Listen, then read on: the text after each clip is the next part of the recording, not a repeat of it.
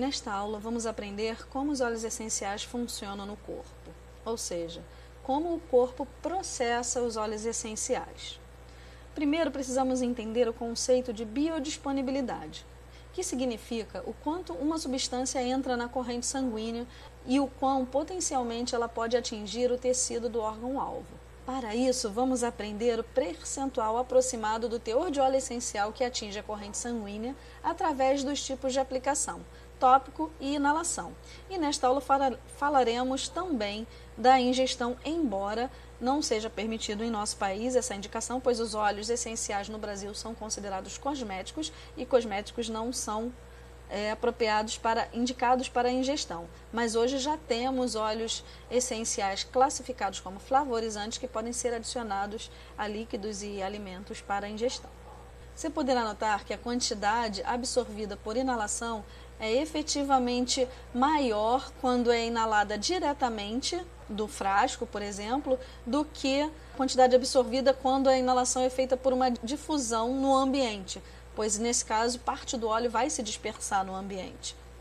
Bom, no final, vemos que a quantidade absorvida não é a mesma percentagem. Dependendo do óleo essencial usado, podemos ter na corrente sanguínea a mesma quantidade para os 3 tipos de aplicação: ingestão, inalação e tópica. As diferenças em termos de valor não são tão grandes quanto em termos de percentagem, devido ao ponto de partida que se considera o percentual nesse estudo específico, baseado em um artigo científico do Dr. Robert Serral. Bom, a ingestão. A ingestão possui 95% de biodisponibilidade, ou seja, cerca de 95% são absorvidos no sangue. No entanto, há questões de segurança com a ingestão oral, devido ao impacto direto no estômago e no fígado, que é muito mais repentino que na aplicação tópica ou na inalação. Por isso que a maioria dos especialistas e médicos, como o Dr. Robert Serral, por exemplo, só recomendam a ingestão sob orientação de um especialista. Na Europa, os médicos fazem pós-graduação em aromaterapia para que possam indicar a ingestão dos óleos essenciais. Agora falaremos da inalação. A inalação tem 50% de biodisponibilidade, ou seja, 50% do óleo essencial é absorvido no sangue. Por exemplo, se você colocar 10 gotas de óleo essencial em um difusor de ambiente e ligá-lo, deixando por algumas horas, não significa que 5 gotas de óleo essencial vai entrar no seu organismo, porque você não consegue inalar todo o ar da sala, né?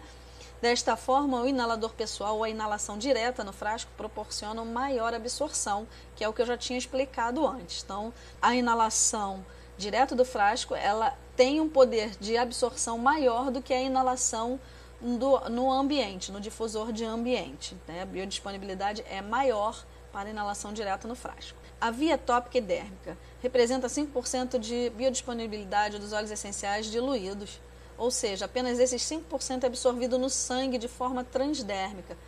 Pode até parecer uma quantidade pequena, porém tem muito mais ciência por trás disso. Sabemos que até 10%, normalmente dos 5% do óleo essencial aplicado, consegue entrar na corrente sanguínea. Agora que nós já aprendemos a biodisponibilidade de cada via, sendo ingestão 95%, a inalação em 50%, sendo que a inalação direta do frasco tem maior absorção do que a inalação no difusor de ambiente, e a tópica, que tem biodisponibilidade de 5%, nós vamos aprender como ocorre a distribuição do óleo essencial no organismo. Depois de absorvidos, eles são distribuídos em nosso corpo. Quando absorvemos os óleos essenciais em nosso corpo, através de uma dessas 3 vias, eles seguem uma determinada rota.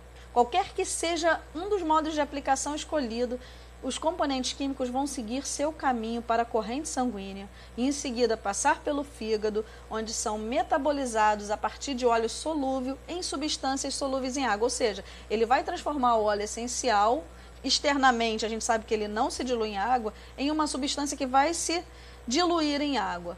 E após isso eles serão excretados através dos rins e no trato urinário. Agora vamos às rotas. Rota dos óleos pela via oral. Bom, a rota dos óleos pela via oral, no caso de ingestão dos óleos essenciais, eles passam para o estômago, seguem para o intestino delgado e a partir daí vão direto para a corrente sanguínea.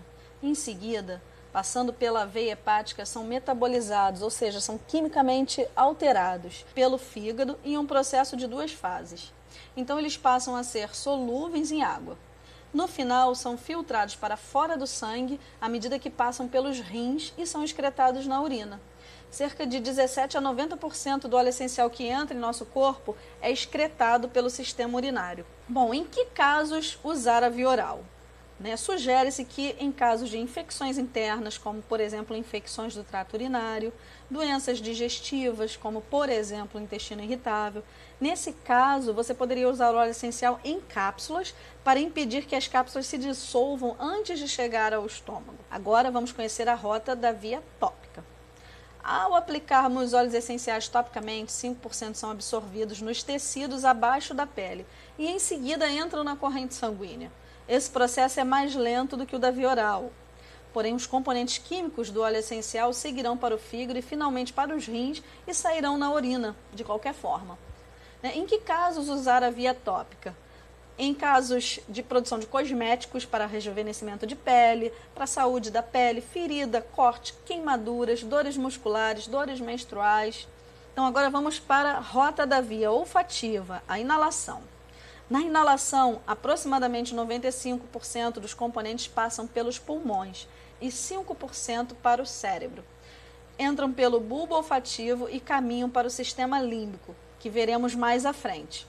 E aí, já na corrente sanguínea, eles seguem o mesmo caminho das outras vias, ou seja, passam pelo fígado e são excretados na urina através dos rins.